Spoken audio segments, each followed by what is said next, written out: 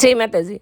આજે બનાવી રહીશું મોમો અને વેજીટેબલ સૂપ એટલા માટે કે મા દીકરાને એના પપ્પાને બધાને શરદી થઈ ગઈ છે, તો વિચાર્યું કે ચલો માર્કેટ ગઈ હતી તો બહુ બધા વેજીટેબલ્સ લઈ આવી. જોકે ડાયટિંગ માટેના વેજીટેબલ્સ તો હોય જ ઘરે, પણ છેલ્લા એક વીકમાં મેરેજમાં એમાં પડ્યા હતા તો શાક બધું ખલાસ થઈ ગયું હતું. તો આજે માર્કેટમાં મા દીકરો સાથે પડ્યા અને દીકરો તો ગાડીમાં બેઠો હતો, પણ મને એટલી ઉતાવળ કરાવી ને તો કેટલા શાક તો હું ભૂલી ગઈ. તો ઘરે આવીને પાછા બ્લિંકિટમાંથી અમુક શાક ઓર્ડર કર્યા. ગાજર ભૂલી ગયા હતા, કોબીઝ હતી પણ થોડીક હતી, અને બધા કેપ્સિકમ ને બ્રોકલી ને એવું બધું તો હું બેબીકોર્ન ને એવું લેતી આવી હતી માર્કેટથી. તો વિચાર્યું કે ઘરે આવીને આજે કંઈક ચાઇનીઝ બનાવ્યું એમ.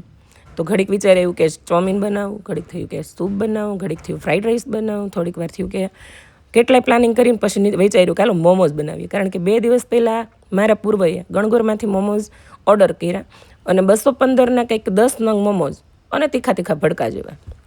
જોકે ફૂડ સારું આવે છે ત્યાંનું, પણ તોય તે મેં કીધું આ 210 રૂપિયાના 10 મોમોઝ, હાલ આજે તને મમ્મી ઘરે 210ના 25 મોમોઝ એક હારે બનાવી દે.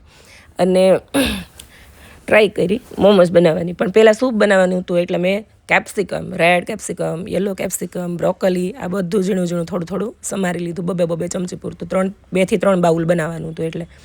તો તમે જોઈ શકો છો કે રેડ કેપ્સિકમ, યલો કેપ્સિકમ અને બ્રોકલી આ બધું મેં થોડું થોડું સમારી લીધું છે અને એક થાળીમાં બધું ભેગું કરી લીધું છે. આવી વસ્તુ આમ તો મને આવડતી નહીં અને આપણે ક્યારેક ગામડે રહ્યા એટલે શીખાય નહીં, પણ અહીંયા આવીને કહે ને કે મારા છોકરાઓ એવા બધા થયા છે ને, શીખવાડ્યા જ કરે કંઈક ને કંઈક. મમ્મી આમ કરો ને મમ્મી આમ કરો. આ ચાકા છે ને ચોપર ને આ બધી વસ્તુ મારા પૂર્વએ ઓર્ડર કરી દીધી છે મને, કારણ કે મને એવું લાગે છે કે મોટો થઈને છે ને બિઝનેસમેન તો બનશે જ. એના પુત્રના પારણામાં અને વહુના બારણામાં આ પગલાં માને તો ખબર પડી જાય, પણ મને એવું લાગે છે જો યુટ્યુબર બનશે ને તો બહુ ધમાકેદાર યુટ્યુબર બનશે, કારણ કે એ બહુ સારો શેફ પણ બની શકે એમ છે. બહુ આઈડિયા હોય એને, મમ્મી આમ કરો ને મમ્મી આમ કરો. જો કે અત્યારે છોકરા વિડીયો જોતા હોય એટલે વિડીયોમાંથી પણ આપણને શીખવાડે, પણ હું એવું બધી વસ્તુ જલ્દી નોટિસ ન કરતી, પણ મારો સન છે ને એ મને બધું શીખવાડે છે. આજકાલ શૂટે એ જ કરે છે, એડિટિંગ એ જ કરે છે. ક્યારેક હું કરું એડિટિંગ, બાકી હમણાં તો થોડાક દિવસથી કરી દઈ છે. વિચારું છું કે હોસ્ટેલ વહી જાતે મારું શું થાય, ક્યાં હોગા તેરા કૃષ્ણા. કાંઈ વાંધો નહીં, દીકરાઓના મોહ એટલા બધા નહીં રાખવાના, આજ નહીં તો કાલે એ જવાના જ છે. તો મને કે લાવો મમ્મી હું ચોપરની અંદર છે ને કોબીજ ઓલી કરી દો. તે ભાઈ મને હારો કરાવી રહ્યા છે, હું સાઈડમાં બધા સબ્જી કટિંગ કરી રહી છું. ઝીણું ઝીણું ગાજર કટ કરી લીધું છે, બ્રોકલી, કોબીજ અને કેપ્સિકમ, ગ્રીન, યલો, રેડ બધા. તો આ બધું ઝીણું ઝીણું કટ કરી દીધું છે. આ છે સૂપની વસ્તુ અને ફ્રાઈડ રાઈસની. મને કહે છે હું મમ્મી તમે શું કરો છો? મેં બસ જો બેટા આવા નાટક કરું છું. તો હાથમાં મને આમ શૂટ તો થાય છે ચાકુ, જાણે દાંતડિયું શૂટ થઈ હોય, મોલ વાઢ્યા હોય, બાજરા છે લણ્યા હોય, તલ વાઢ્યા હોય, દાંડર વાઢ્યું હોય, એને હાથમાં ચાકુ તો શૂટ થાય જ ને, કારણ કે હું હાઉસવાઈફ છું. અને મારો સન મને બનાવી રહ્યો છે બેસ્ટ માસ્ટર શેફ. તો આવું બધું શીખવાડે છે છોકરાઓ, ચાઇનીઝ ને પંજાબી ને આજકાલ બધી અલગ અલગ ડીશ. બાકી ગુજરાતી કાઠિયાવાડીમાં તો આપણે પહેલો નંબર છે મીઠાઈ બનાવવામાં. તો આવું બધું છોકરાઓ બનાવતા શીખવાડે છે.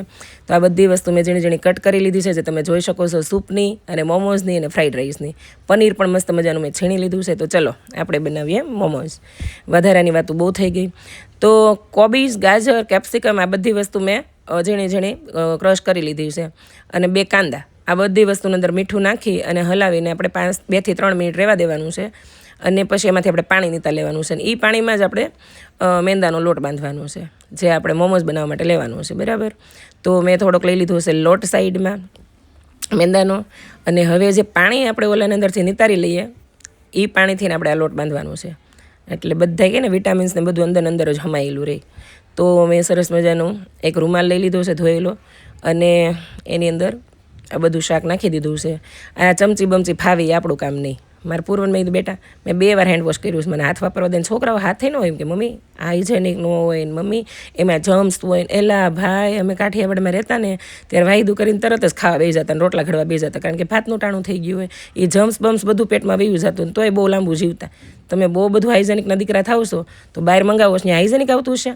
પણ આ છોકરાઓ મમ્મીને બહુ સલાહ દે, બહારનું અમથા ઓર્ડર કરતા હોય ને ઝોમેટો ને સ્વિગી ને, તો એને કાંઈ યાદ નથી રહેતું. તો આ જો મને આવી રીતે પાણી નિતારી લીધું છે બધું, અને શૂટ કરતાં ભાઈ મને કેટલાય સવાલ કરી રહ્યા છે, હું જવાબ દેતી જાઉં છું. તો બધું પાણી મેં નાખી દીધું છે લોટમાં, અને સરસ મજાનો એકદમ કઠણ નહીં બહુ અને સાવ ઢીલો નહીં, એ ટાઈપનો લોટ બાંધવાનો છે. પણ આપણે રોટલીનો બાંધીએ ને એનાથી થોડોક નરમ, એટલે સરસ મજાના મોમોજ આપણે વાળતી વખતે વાંધો ન આવે કિનારી દબાવવામાં. અને એમાં કોઈ મોણ નાખવાનું નથી, ઓનલી મીઠું નાખ્યું છે મેં, અને અંબી શાકના પાણીમાંથી મીઠું નાખેલું જ હતું, એટલે એમાં પણ મીઠું હતું જ, બરાબર. તો આવી રીતે મેં લોટ બાંધીને મૂકી દીધો છે. 8 થી 10 મિનિટ સુધી રહેવા દેવાનો છે, એટલે સરસ મજાનો કૂણ આવી જાય. અને પછી આપણે ઓલી જે પાણી કાઢેલી જે સબ્જીઓ હતી એ એક તપેલીમાં લઈ લીધીશ બધી. અને હવે આપણે આનું બનાવવાનું છે સ્ટફિંગ, જે મોમોઝ માટેનું. તો આ છે આદુ, મરચી અને લસણની પેસ્ટ, બરાબર. અને છીણી લીધું છે મેં પનીર. આ પનીર પણ આપણે આની અંદર એડ કરી દેવાનું છે.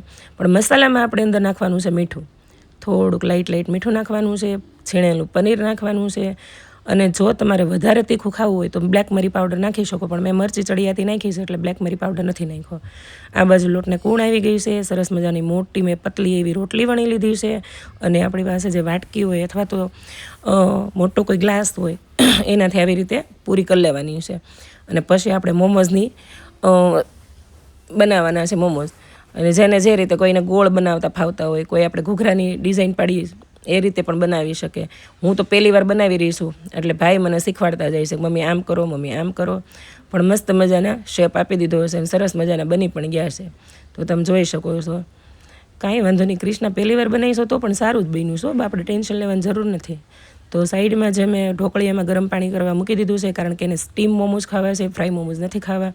તો પાણી ગરમ કરવા મૂક્યું છે. એક બાજુ જે છાયણીવાળી ડીશ હતી એમાં મેં ગ્રીસિંગ કરી લીધું છે, ઓઇલ લગાવી દીધું છે. આ બાજુ બધા આવી રીતે મેં સરસ મજાના 15-20 મોમોઝ બનાવી લીધા છે, શેપ આપી દીધો છે. અને પછી મૂકવાના છે આપણે એને બાફવા માટે. તો તમે જોઈ શકો છો. કેમ પણ ટેસ્ટમાં તો જબરદસ્ત જ હોય, કારણ કે ચડિયાતા આદુ મરચી ને એવું બધું નાખ્યું હોય ને આપણે, લસણ ને એવું બધું, એટલે એનો ટેસ્ટ તો કંઈ ઘટે જ નહીં. હું વખાણ લઉં નહીં યાર, તમે તો ટેસ્ટ ન કર્યું એટલે તમને કેમ ખબર પડે કે કેવા બન્યા છે એમ. બાકી બન્યા છે જબરદસ્ત, તો પહેલી વાર બનતા હતા તોય. તો આવી રીતે મસ્ત મજાનો મેં શેપ આપી દીધો છે મોમોઝનો, અને મૂકી દીધું છે પછી બધું બાફવા માટે. તો તમે જોઈ શકો છો. અને હવે આપણે આને 8 થી 10 મિનિટ સુધી ફૂલ સ્ટીમ ન થઈ જાય મસ્ત મજાના ત્યાં સુધી રહેવા દેવાનું છે, બરાબર. તો 10 મિનિટ સુધી બફાઈ ને ત્યારે બીજા બધા મેં પાછા વાળી લીધા છે 15 જેટલા નંગ, અને 2 વાર મેં બનાવ્યા છે. તો તમે જોઈ શકો સરસ બફાઈ ગયા છે. એની ઉપર મેં થોડુંક મરચું પાવડર ભભરાવી દીધો છે, અને થોડાક તમે ધાણા પણ લગાવી શકો. અને પછી આપણે એને શેઝવાન ચટણી સાથે સર્વ કરવાના છે. તો મારા પૂર્વએ કીધું મમ્મી ફટાફટ લાવો, હોય ગરમ ગરમ જ મજા આવે મને. તો એને મેં એની ડીશમાં કાઢી દીધા છે. ઉપર એને ચીઝ પણ છીણી લીધું છે. પણ એ ખાઈ પહેલાં તો મમ્મી કેટલી ઉતાવળી હોય, કેમ પણ મને કે મમ્મી કે લ્યો હું શૂટ બંધ કરી દો, પણ તમે મોઢામાં જે ગરમ લાગે છે ને એ હવા કાઢી નાખો. તો મેં ફટાફટ છે ને, ગરમ તો લાગતું જ તું, તો આવી રીતે છીણી લીધું છે ચીઝ અને